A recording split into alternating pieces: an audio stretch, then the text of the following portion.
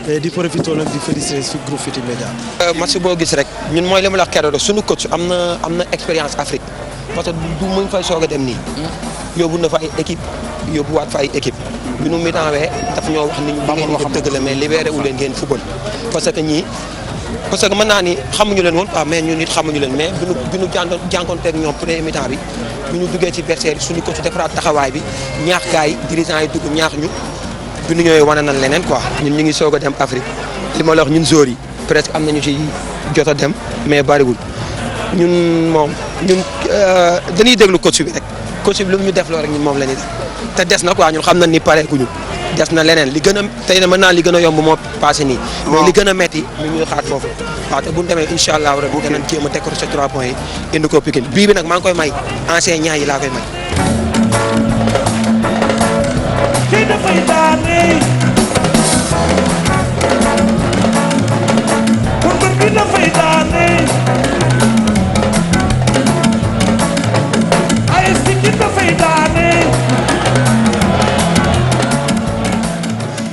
Voilà donc les temps forts de cette rencontre entre l'AS Pikine et donc l'étoile filante de Ouagadougou et bien sûr pour nous, chers Tidiane, beaucoup de plaisir avec nos équipes techniques qui ont réalisé et donc montré aux téléspectateurs ce match. On les en remercie encore une fois, mais le secret des vestiaires dans les matchs en général, on ne les voit pas souvent. À la mi-temps du match, on a vu que justement l'AS Pikine était plutôt timoré pour cette entame.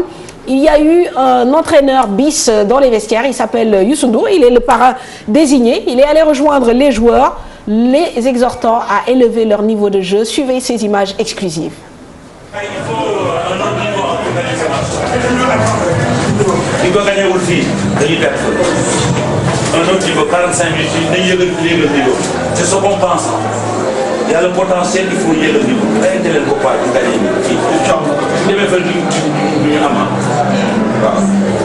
Vous êtes en train de jouer la Ligue des Champions. Ce n'est pas le Sénégal, c'est un autre niveau. Vous pouvez le faire. Moi, je ne suis pas entraîneur, nous ne sommes pas des entraîneurs, mais vous pouvez le faire. Il faut gagner ce match-là ici. Amour Aïfoulé Dinaba. Non. Un résultat, s'il vous plaît. Voilà.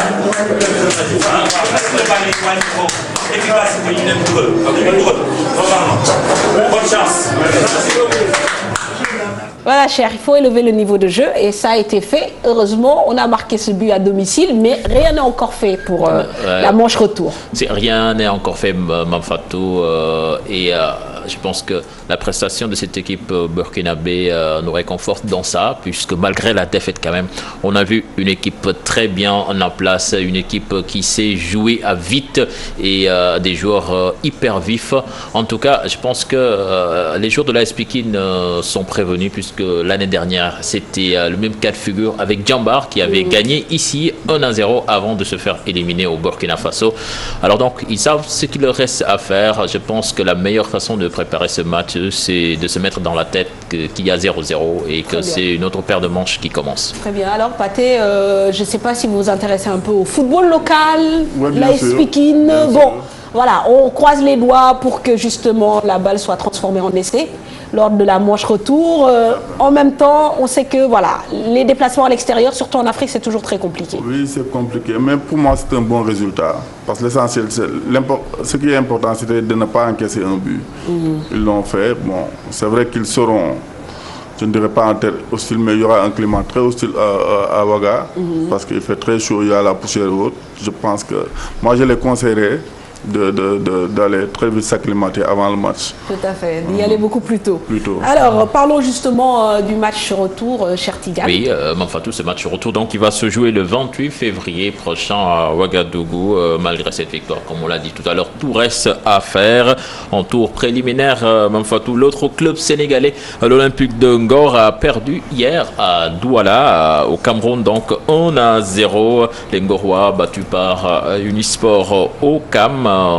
tout comme l'AS Pikine également. Rien n'est encore perdu pour cette équipe de l'Olympique de Ngor. Et je pense que le plus difficile sera de mettre ce but égalisateur ici à Dakar. Pourquoi pas aller en prolongation et remporter ce match. Très bien, verdict donc dans 15 jours pour l'Olympique de Ngor et bien sûr l'AS Pikine. À présent, nous parlons toujours foot, mais Ligue 1 avec la 9e journée qui s'est jouée donc samedi et dimanche. L'US Ouakam reste en tête du championnat malgré le nul concédé hier devant l'AS Douane 0-0. Un match qu'a suivi pour nous Pape Faraning. 4 buts de la saison. Un match nul vierge entre l'Union sportive de Ouakam, le leader du championnat Ligue 1 sénégalaise, et son dauphin l'AS Douane. Une première période très hachée avec beaucoup de fautes. Toutefois, on note une légère domination des Ouakamois et pourtant ce sont les Gabolous qui ont été les plus menaçants, comme sur cette occasion en pleine surface de réparation.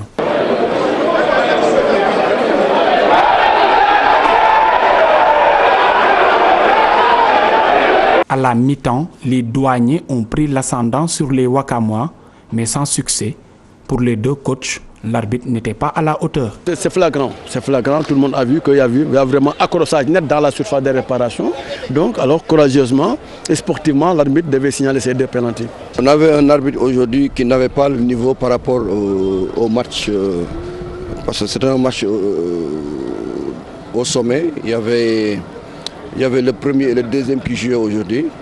Donc au moins, on devait amener un arbitre de qualité. Ils n'ont pas oublié de souligner le manque de réalisme des joueurs locaux. Le grand chantier technique du football sénégalais, c'est vraiment alors le jeu collectif. C'est alors le secteur offensif, c'est aussi la finition. Les stratégies qu'on avait mises en place étaient difficiles à répéter. Tout ça, ça a influé vraiment sur le match. 0 but partout à la fin de cette rencontre, un résultat qui maintient les deux équipes en tête du classement après 9 journées.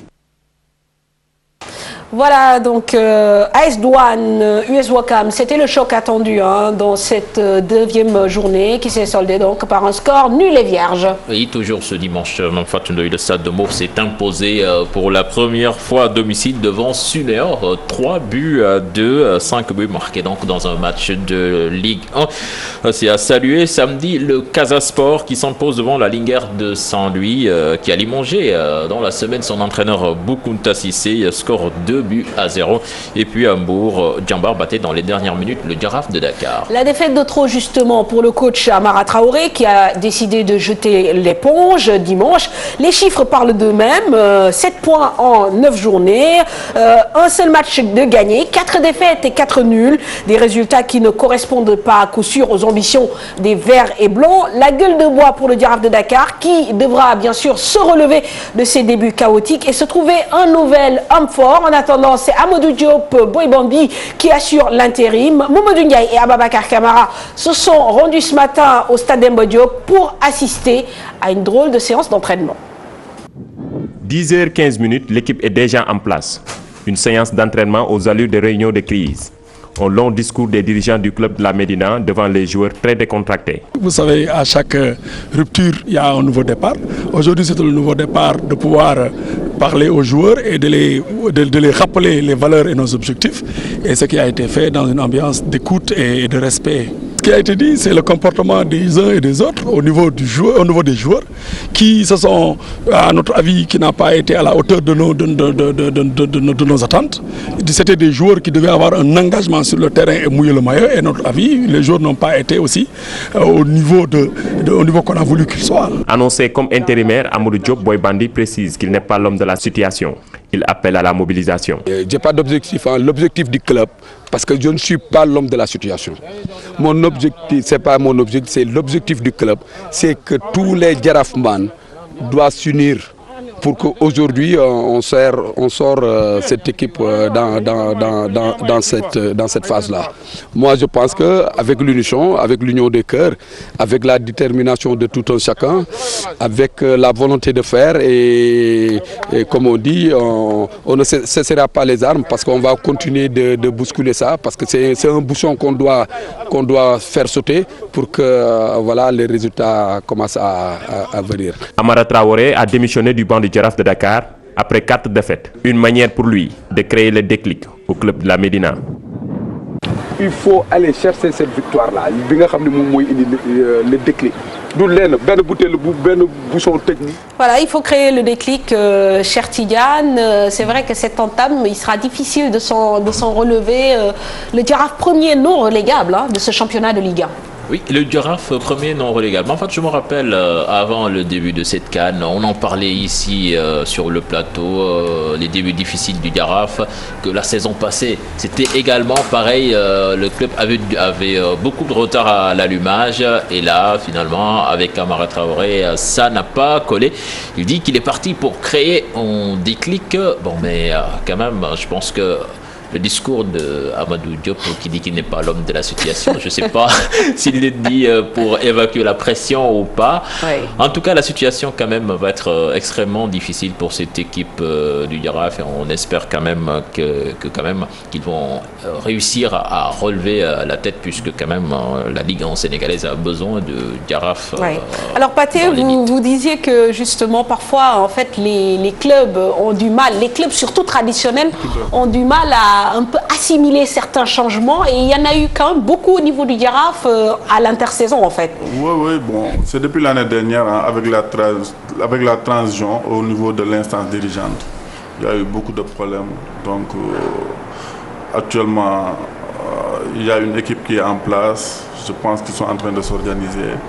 Donc c'est vrai qu'Amara, bon, à mon avis, il devait continuer parce qu'on est encore en début de championnat. Il y a beaucoup de points à prendre. C'est un bon entraîneur. Donc je pense que comme il l'a souhaité, ce sera un déclic pour le Jaraaf qui a investi beaucoup de moyens pour avoir de très bons joueurs et qui les a mis dans de très bonnes conditions. Donc on espère pour eux que ce déclic, tant souhaité par Amara Traoré, vraiment va se réaliser.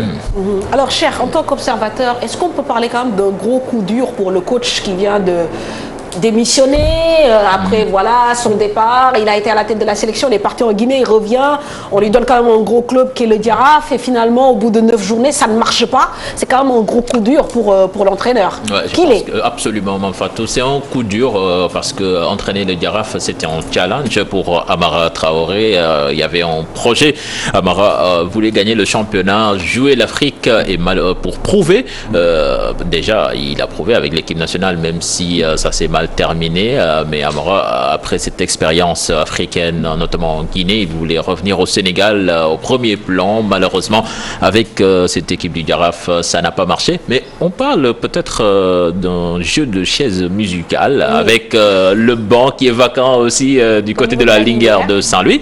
Peut-être qu'Amara va aller... Et puis on sait qu'également au niveau de l'équipe nationale, voilà, il y a beaucoup de choses, beaucoup de postes à pourvoir. Donc est-ce que c'est pas un appel du pied?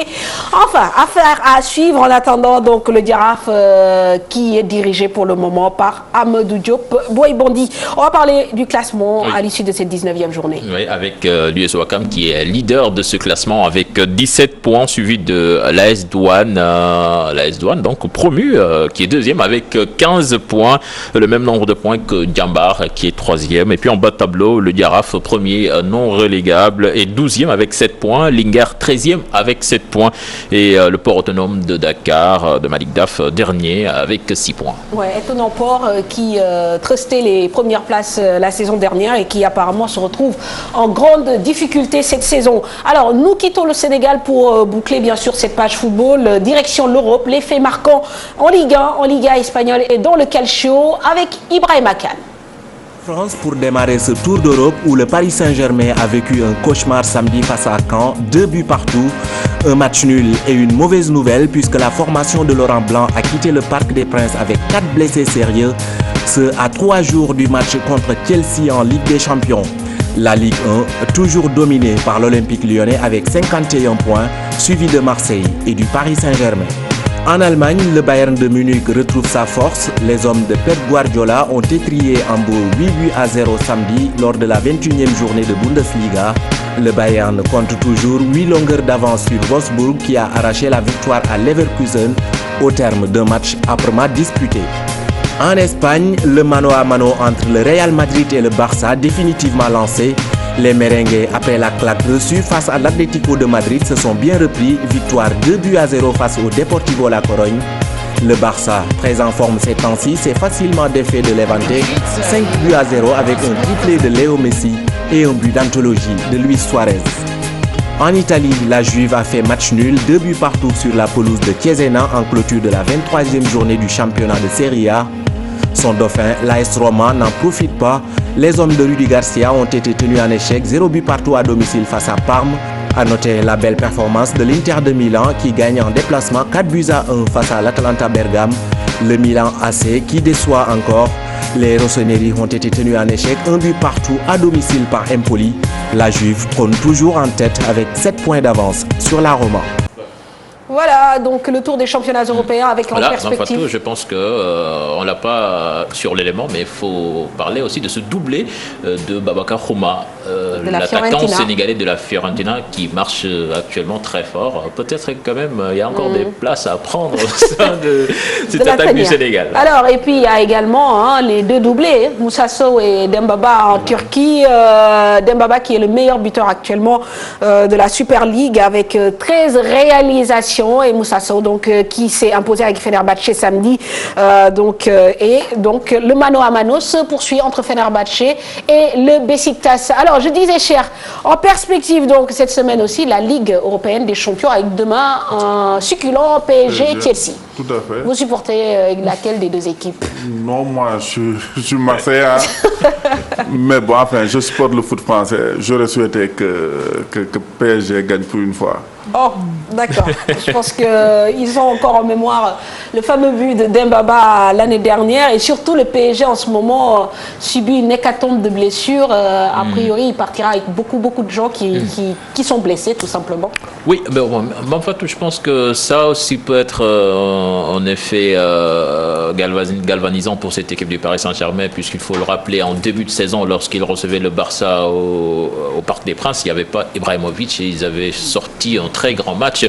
Dans ces matchs-là, peut-être que c'est pas les joueurs présents sur la pelouse qui font la différence, mais c'est surtout le public qui va mettre la pression avec les joueurs qui vont se sublimer. Et je pense que cela suffira pour Paris Saint-Germain pour faire un bon match, mais quand même face à Chelsea qui est actuellement dans le top 3 européen, ça va être extrêmement difficile. Ça va être extrêmement difficile. En tout cas, on en salive d'avance. Alors, Monsieur Pathé, on va parler aussi à présent de cette discipline qui vous intéresse tant, le basketball. Alors, on le sait, les Lions se préparent depuis ce matin au stadium Marius Ndiaye. Ils doivent affronter en match aller et retour les Aigles du Mali pour une qualification au prochain Afro-Basket prévu cette année donc à Tunis, en tout cas en Tunisie. Un groupe composé essentiellement de joueurs locaux. On parle bien sûr du Sénégal, même si les prévu est déjà le cas de renforcer ce groupe avec 2 expatriés. Alors, ces Lions ont foulé le parquet du stadium Marius Ndiaye ce lundi sous le regard de Mamadou Ndiaye et Ababacar Camara. Les Lions du Sénégal affûtent leurs armes. À quelques jours de la double confrontation ô combien important pour l'avenir du basket sénégalais, le staff technique qui s'appuie sur une ossature locale affiche la confiance. Nous avons entamé une préparation en 3 phases. Nous avons dû passer 2 séjours à Saint-Louis pour des entraînements et un regroupement interne. Actuellement, nous sommes dans la dernière ligne droite de la préparation. Le groupe est presque au complet. Nous avons des jeunes qui ont envie de prouver et qui sont enthousiastes, qui sont prêts pour tout donner pour leur pays. Certains ont eu une revanche à prendre sur la sélection, donc ils ont beaucoup à prouver. Nous partons très confiants pour cette double confrontation. Nous n'avons pas de problème. C'est une équipe avec les couleurs nationales, même si ce sont des locaux, mais qui sont prêts à se battre. L'un des rares expatriés venus renforcer le groupe savoure sa première à l'entraînement. Pour un premier entraînement, ça va. Donc j'essaie un peu de prendre mes marques, de comprendre un peu ce qu'on essaie de faire, ce que le coach veut. Et puis après, je pense qu'au fur et à mesure des séances, ça ira de mieux en mieux. Je vais faire ce que je sais faire, je vais me mettre à la disposition du groupe déjà, donc je serai là pour faire ce que le coach attend de moi. Donc si c'est pour apporter de l'intensité en défense, je serai là. C'est pour apporter des points aussi, je le ferai. Donc je resterai dans mon rôle, mais bien sûr au service du groupe toujours. Le Sénégal, auteur d'une brillante participation au mondial de basket en Espagne, veut reprendre son hégémonie en Afrique. Cela passe par une victoire devant le Mali, des confrontations prévues le 21 et 28 février prochain.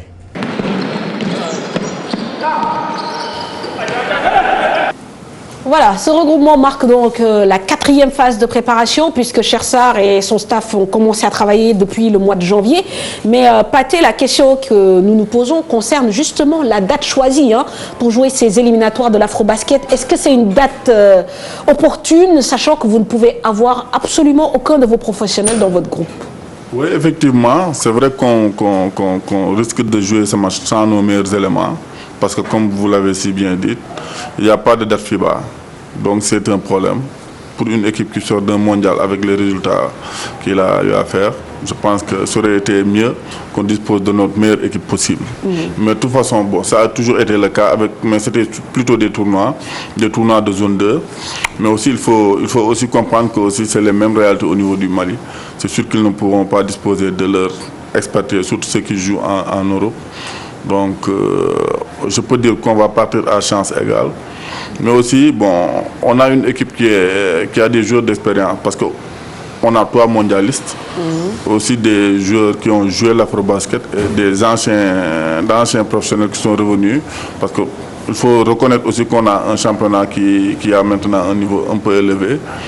Donc, moi, je dis qu'on a une bonne équipe. On n'a pas notre meilleure équipe possible, mais on a une bonne équipe pour rivaliser avec le Mali. Aussi bien à Bamako qu'à Dakar. Mais comment se fait-il que la FIBA choisisse d'éliminer ces tournois et imposer à la place des matchs aller-retour sans pourtant mettre les conditions qu'il faut, notamment faire en sorte que les équipes puissent disposer de leur effectif? Oui, ça je pense que c'est une aberration parce que moi, je dis que peut-être ils sont dans un projet qui, au bout, va conduire à des dates FIBA. Mais je pense qu'il fallait mieux qu'il y ait d'abord ces dates FIBA avant de pouvoir programmer ces matchs en aller-retour. Donc, peut-être d'ici le prochain Afrobasket, la FIBA, comme maintenant c'est la FIBA Monde avec les différentes zones, va réfléchir sur ce cas et puis proposer des dates FIBA à l'instar du football. Mais ce qui est quand même un peu effrayant dans cette histoire, c'est que quand on sort d'une Coupe du Monde et des performances que justement le Sénégal a eu à faire, on peut se retrouver éliminé au bout de ces 2 matchs contre le Mali et ne pas aller à l'Afrobasket 2015. Tout à fait, on ne le souhaite pas. On ne le souhaite pas, mais c'est une hypothèse qui est très plausible. Donc, de toute façon, nous, on va aller en termes maliens se battre, mais c'est 2 hypothèses, soit on gagne, soit on est éliminé. Mais il y a d'autres hypothèses, comme les wildcards, il y a 2 à donner. Donc, moi, je dis que, de toute façon, nous, on ne se focalise pas sur ça. On va se battre en termes maliens pour les gagner et revenir ici, finir en apothéose. Très bien. Et comment se porte actuellement, en fait, le groupe? Est-ce que vous avez l'impression que justement le fait d'avoir réitéré plusieurs regroupements en plusieurs semaines va peut-être permettre d'avoir une meilleure cohésion dans le Oui, nous on compte beaucoup sur l'expérience du staff technique. C'est un staff qui est très expérimenté, qui est très bon, qui a fait ses preuves. Il y a aussi des joueurs très expérimentés. Et puis il y a un groupe qui vient, c'est des joueurs qui sont ensemble. Donc il y a un bon état d'esprit. Moi, je pense qu'il y a la cohésion aussi. Je pense que on peut aller faire un bon résultat à Bamako. Justement, la motivation du groupe, est-ce que ça se perçoit? Parce que là, on est en face d'une situation, cette équipe est composée pratiquement de joueurs qui évoluent ici, et tout le monde sait que si elle réussit à se qualifier, peut-être il n'y en aura que 2 qui vont faire l'Afrobasket. Oui, mais ça a toujours été le cas. Parce que pour les tournois de zone 2, je me rappelle le dernier tournoi après, il n'y a eu que 3 ou 4 qui ont intégré l'équipe pour l'Afrobasket. Ça a toujours été le cas. C'est la dure. Relativement frustrant. Vous êtes d'accord avec moi? C'est frustrant, mais les joueurs peut-être le comprennent bien parce qu'il y a certains qui étaient au tournoi de Praia qui n'ont pas joué l'Afrobasket. On les a appelés, ils sont revenus. Donc ils peuvent comprendre qu'il y a une concurrence. Bon, ils sont obligés de l'accepter. Et puis bon, il y a le coach aussi qui leur fait comprendre qu'il y a la concurrence. Donc, et puis il y a des places à prendre. Hein. C'est sûr que ceux qui vont faire, qui sortiront du lot, pourront peut-être prétendre jouer l'Afrobasket. Alors, comment est-ce que le Sénégal, quand même, malgré tout ça, a pu décrocher 2 expatriés? Oui, bon, c'est un peu difficile parce qu'on avait une liste où il y avait beaucoup de pressentis. Hein. Les cadres de l'équipe étaient pressentis dans la liste qu'on avait envoyée à la FIBA. Mais bon, il y a des problèmes de calendrier. Pour le cas de Melé, je dirais que c'est une malchance pour nous parce que il y avait une probabilité qu'il vienne si son équipe ne se qualifiait pas en Eurocoupe.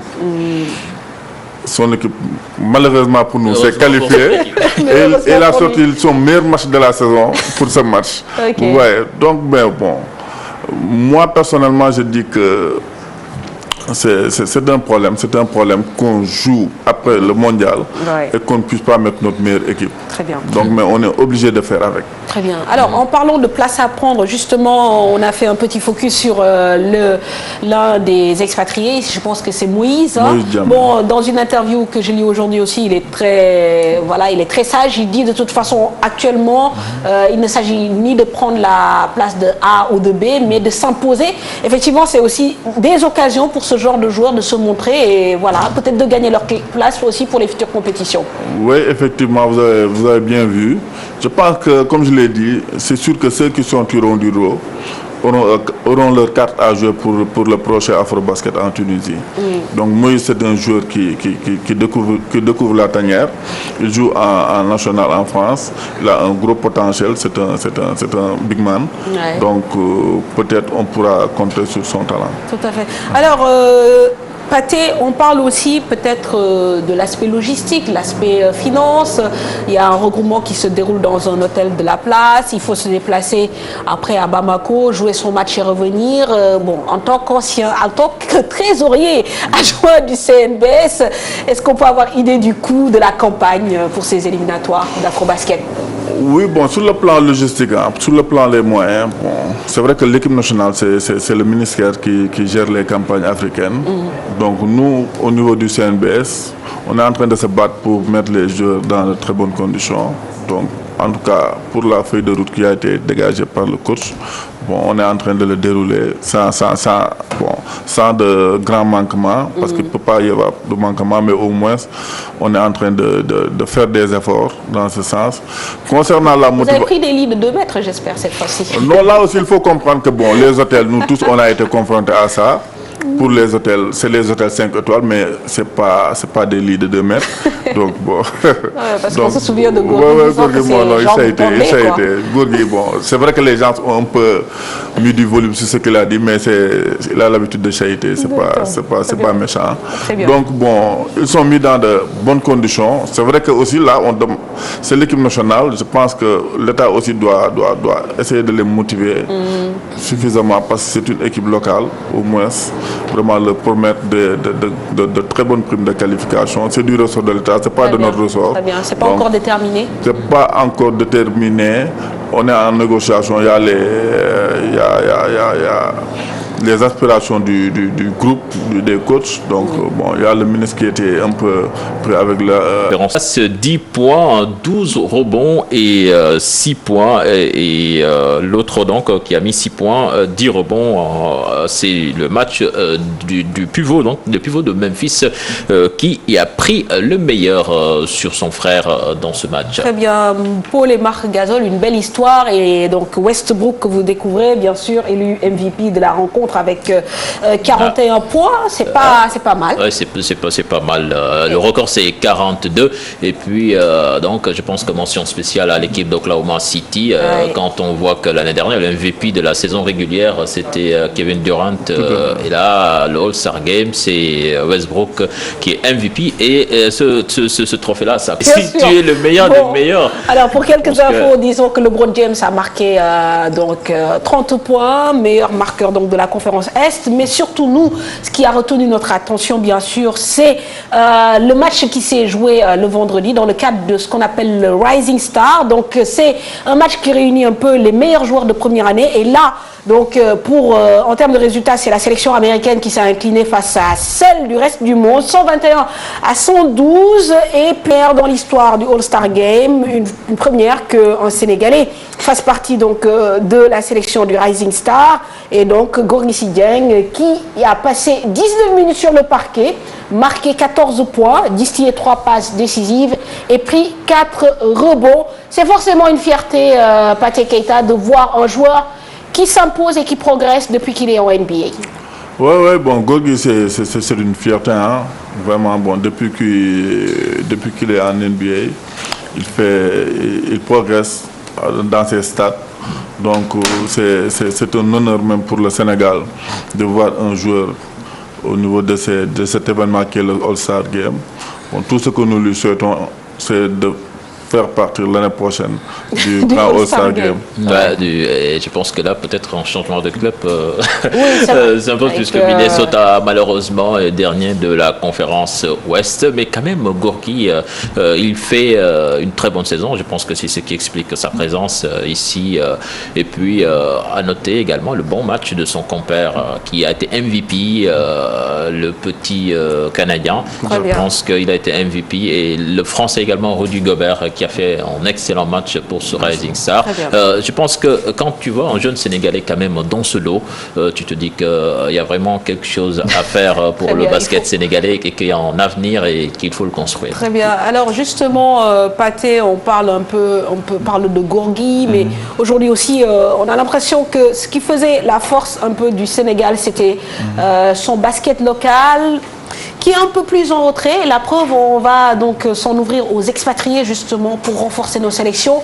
Est-ce qu'il ne faut pas revenir aux bases, au principe de base et le basket local le renforcer beaucoup plus? Oui, c'est vrai qu'il y a du travail qui est fait à la base par les entraîneurs, tous ceux qui s'occupent de la petite catégorie. Mais maintenant, il faut avouer que c'est un peu difficile. Parce que les joueurs, dès qu'ils ont le potentiel, dès qu'ils ont le talent, ils préfèrent partir. Donc, on ne peut pas les empêcher de partir. Donc, de toute façon, on a un gros potentiel, on a un gros réservoir de joueurs. Je pense que d'ici quelques années, on verra d'autres Gorgui. Gorgui, il ne faut pas oublier qu'il a été formé au Sénégal. Oui, c'est ça. Donc, il a appris à jouer au Sénégal. Il a été formé au Sénégal. Donc, tout le mérite donc du basket local, de la formation. Tout à fait. Donc, et peut-être, cher, la prochaine bonne nouvelle, c'est peut-être cette académie que va créer aussi Boris Diaw, mais cette fois-ci consacrée aux filles. Site d'académie pour les filles, ça c'est bien. Je pense que ça, détecter les talents et avoir peut-être. Je pense que c'est une excellente initiative. Et Dieu sait que des filles talentueuses en basket ici au Sénégal, on en a, puisqu'en Espagne même, il y a une jeune fille, Nour, là, une certaine Nour, qui est espagnole. Et je pense qu'il fait partie des meilleurs en Europe. Il y a Sundour qui a malheureusement intégré la sélection espagnole. Elle joue même en Euroleague chez les filles avec une équipe turque. Je pense que c'est soit le Beşiktaş ou le Galatasaray. Mais aussi il y a d'autres Sénégalaises qui sont en train de s'affirmer en Europe. Hein. En Espagne, il y a même le Diarra qui fait de très bonnes stats. C'est ça. Il y a aussi en France avec les Asutra qui font de très bonnes stats. Donc tout est une question d'organisation. Je pense que si on réussit à les organiser et à les mettre dans un bon cadre, on peut vraiment retrouver le sommet. Ce n'est pas la matière qui manque ici. Tout à fait. Alors Pathé Keita, merci beaucoup. Juste un rappel en fait pour les dates des deux matchs. L'équipe part quand à Bamako? Bon, l'équipe va partir le jeudi. Le jeudi 19, le matin. Donc pour revenir le 22. Ils sont toujours en regroupement à l'hôtel. jusqu'au soir du match 28. Donc le regroupement va se terminer le 1er mars. Très bien. Merci beaucoup, Pathé Keita. Je rappelle que vous êtes membre du comité de normalisation du basketball sénégalais, ancien basketteur d'ailleurs, donc il faut le dire. Dans quelques instants, on fait une petite pause et on reçoit Madio Père pour le hippisme.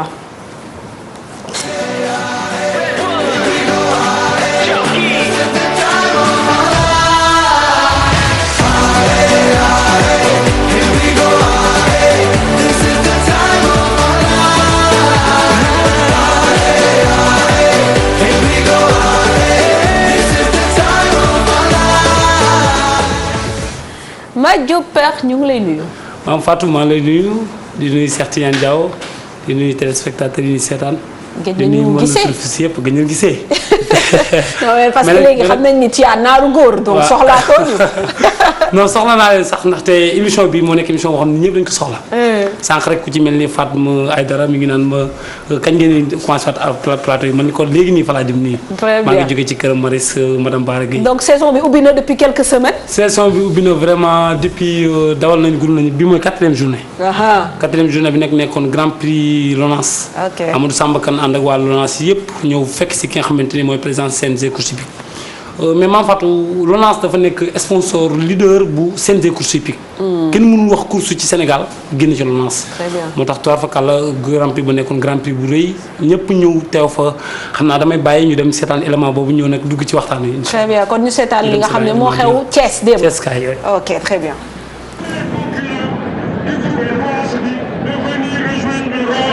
Les chevaux qui vont courir la course du groupe 3.